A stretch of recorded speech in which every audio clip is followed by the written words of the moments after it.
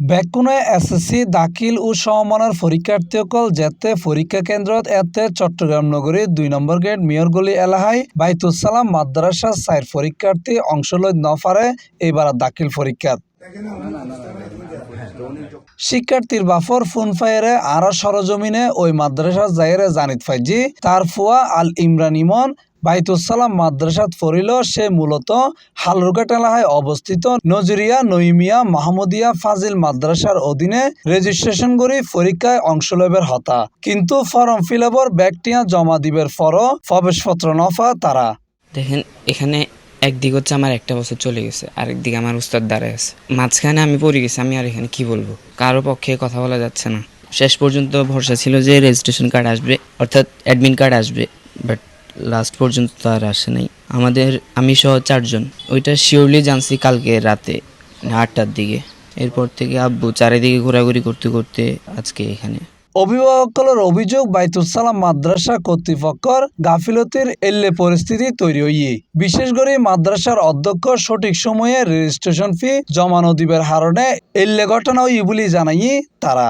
এখন আমার ছেলে পরীক্ষা দিতে পারে নাই। আমাকে ডিসেম্বরের 7 তারিখে আমি যখন আমার বাচ্চার বেতন দিতে আসছি, তখন আমাকে বলছে যে আমার ছেলে বলছে যে আব্বু ফর্ম ফিল আপের টাকা দেন। আমি বলছি কত টাকা? 3,500 টাকা। আমি সাথে 3,500 টাকা দিয়ে গেছি। এরপরে ফর্ম ফিল আপ ডিসেম্বরের 7 তারিখ তো ফর্ম ফিল আপ হয়ে গেছে বা অ্যাডমিট কার্ড দিবে। গত কয়েকদিন যাবত আমি যোগাযোগ করতেছি, বাচ্চা আসতেছে। শনিবার দিনও বিকেলবেলা আসছি, রাত্রে 11:30টায় বাসা গেছে। রবিবারে কোনো খোঁজ খবর নাই, যোগাযোগ হইতেছে। গতকালকে সোমবার আমি লাস্ট দিন, আমি তখন ওনাকে 2টা বাজে ফোন দিছি যে হুজুর আমি ঢাকায় আছি, আমি আপনারা ফোন দিচ্ছি আধা ঘন্টা পরে ফোন দিছে। দেওয়ার পরে বলছি যে আমি ফোন দিলে আসেন। তো এখন আমি ফোনের অপেক্ষার থাকি নাই, আমি এখানে আসছি। আসার পর রাত্রে 8টা পর্যন্ত ঘোরাফেরা অফিসে বসে থাকার পরে ওনার যিনি অফিস ম্যান আছে ওনাকে বললাম যে ভাই রেজিস্ট্রেশন কপিটা হুজুরে জিজ্ঞেস করেন, যদি কোনো কারণে না হয়। তখন উনি ফোন দেওয়ার পরে বলছে যে আপনার ছেলে পরীক্ষা দিতে পারবে না। কেন পারবে না? ফর্ম ফিল আপ হয় নাই। কেন হয় না? আমি তো টাকা যত সময় দিছি। হ্যাঁ, আমার ছেলে সহকারে 4 জন পরীক্ষা দিতে পারে নাই। এখন আমি এখানে আজকে আপনাদের সাথে কথা বলতে হইতেছে, যেখানে পরীক্ষার হলে থাকার কথা। আমি গতকালকে থেকে প্রস্তুতি নিয়ে আনিছি। অভিযোগের বিষয়ে মাদ্রাসার অধ্যক্ষ মাওলানা ফুরকানুর হাসান জানতে চাইলে তিনি অভিযোগ স্বীকার করে হইয়ে 3200 টাকা করে ওই যে প্রতিষ্ঠান বায়া হয়ে আমরা পরীক্ষা দিই। এই প্রতিষ্ঠানের ওদের একটা নির্দিষ্ট তারিখ দিছে। দ্বিতীয় তারিখের মধ্যে ছেলেরাও দিতে একটু কিছু 2 একদিন বিলম্ব হয়েছে। আবার সবাইটা একসাথে হয় না বিদায় একসাথে দিতে পারতেছে না। আবার গাড়ি ভাড়া দিয়ে যাওয়া এটা কি সমস্যা, যার কারণে সে বলে তারপরে যখন বিলম্ব হয়েছে, এখন বিলম্ব ফি তো একটা দিতে হয়। তা আমি প্রিন্সিপালের সাথে দেখা করছি।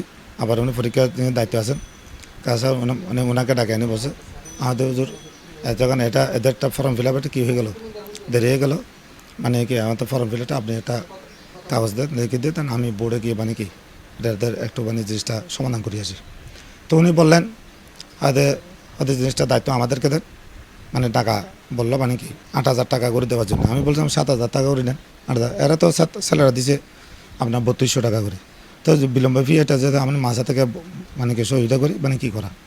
তো দিতে গিয়ে আমি যে বলছে পরদিন আমি ব্যাংকে পূর্ব আছে ব্যাংকে আমি 60,000 টাকা দিছি। এরপরে গিয়ে 10,000 টাকা ক্যাশ দিছি। বিকাশে ডিপের পাঠাচ্ছে, এটাও ডকুমেন্ট আছে। 10,000 মোট 90,000 টাকা পরিশোধ করছি। বায়া হয়ে পরীক্ষা দিই নাজেরিয়া নইমিয়া, এটা হলো কালুঘাট যেতে সিএমবি থেকে হাতের ডানে না। ওরা দায়িত্ব আমাদেরকে দিছে, আমরা দায়িত্ব ওদেরকে দিছি। এখন ওরা কোন জায়গায় টাকাও নিছে, দায়িত্ব নিছে। টাকা নিয়ে দায়িত্ব নিয়ে কোন জায়গায় ওরা ফেল হয়েছে, পুরাটা আমাদের উপর চাপাই দেওয়া হচ্ছে। কিন্তু এখন ঘটনা হলো আপনার টাকাটা যদি হয়তো টাকা দিয়ে না হবে না। এটা যদি টাকা দিতাম আমি ওখানে গিয়ে বোর্ড থেকে সমস্যা সমাধান করে আসতাম। এটা একটা ছেলের জীবন সময় সবই মূল্য, কিন্তু এগুলোর যে এই কারণে যে হচ্ছে আমি নিজে মর্মাহত দুঃখিত ওদের কাছে। আমি নিজে বলছি আমাদের ভাই এটা আমি মনে করেন আমার দোষের কারণে এটা মাফ চাচ্ছি। আগামীবার আপনাদের দায়িত্ব পরীক্ষা দেওয়ার জন্য সমস্ত দায়িত্ব যা আছে সব আমি কি করব। 51 বছর শিক্ষা জীবনতন পিছিয়ে পড়া এই শিক্ষার্থীর জীবন এখন অসহায়। তবে C+ টিম যাইবার পরে অভিযুক্ত মাদ্রাসা কর্তৃপক্ষ ভুক্তভোগী শিক্ষার্থীর দায়িত্ব লব বলে আর পরবর্তী জানাই। কিন্তু এসএসসি বা দাখিল পরীক্ষার আগে বিভিন্ন স্কুল মাদ্রাসার এই ব্যবসাগান বন্ধ হইব হতে। Mohammad Nizamuddin Tipu, C+ TV, Chittagong.